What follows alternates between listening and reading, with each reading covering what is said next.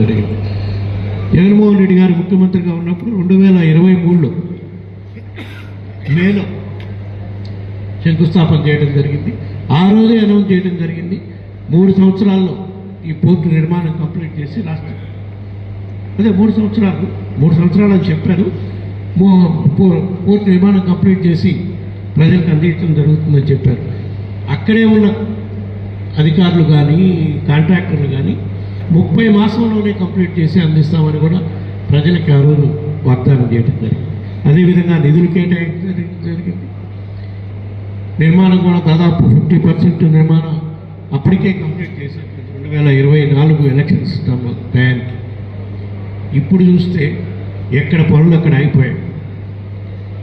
Dredging work ఆపేశారు, port నిర్మాణం పనులు ఆపేశారు.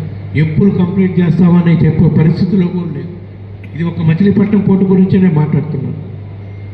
అప్పుడు స్టార్ట్ చేసిన అన్ని పోర్టులు కూడా కంప్లీట్గా నిర్మాణాలు ఆపేసిన పరిస్థితి ఉన్నాయి ఈరోజు.